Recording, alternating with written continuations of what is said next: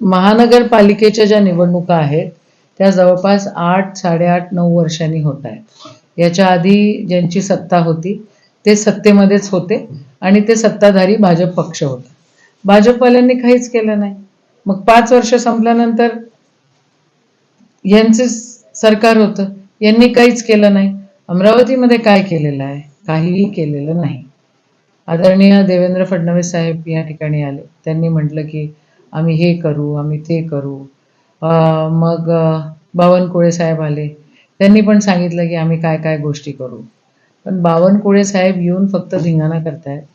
आजच मला कळलं की चांदूर रेल्वेमध्ये कुठेतरी फायरिंग झाली आणि BJPचा एक कार्यकर्ता त्या वाळू माफियामध्ये पकडला गेला. रेव्हेन्यू मिनिस्टर कोण आहे? आदरणीय बावनकुळे साहेब आहेत.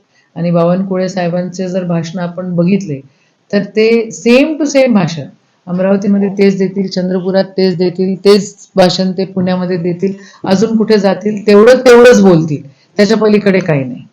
मग राहिला विषय अमरावती महानगरपालिकेचा, तर त्यांनी जो गोंधळ घातलाय अमरावतीमध्ये, भाजपचे निष्ठावंत, भाजपचे भाडेकरी आणि भाजपला वापरून घेणारी काही लोक, असे 3 ग्रुपमध्ये हे आहे. काही लोक निष्ठावंत आहेत, त्यांना त्यांनी फेकून दिलेलं आहे. काही लोक आहे जे भाड्याने तिथं आलेले आहेत, इकडून तिकडून उचलून आणलेले आहेत. आणि काही लोक आहेत जे फक्त भाजपचा वापर करतायत. तर या गोंधळामध्ये भाजपाने अमरावती जिल्ह्याचं वातावरण खूप खराब करून टाकलेलं आहे. तुम्ही बघा, काल आदरणीय आपले डॉक्टर बोंडे साहेब काय म्हटले, त्याच्यानंतर माजी खासदार मॅडम, काय गोंधळ त्यांनी घातला. त्यांना ही निवडणूक फक्त हिंदू मुस्लिमवर न्यायची आहे. विकासात्मक कोणीच काही करत नाही आहे, काही नाही. इन्क्लुडिंग पालकमंत्री, इन्क्लुडिंग चीफ मिनिस्टर, अमरावतीमध्ये कोणी बघायला तयार नाही आहे.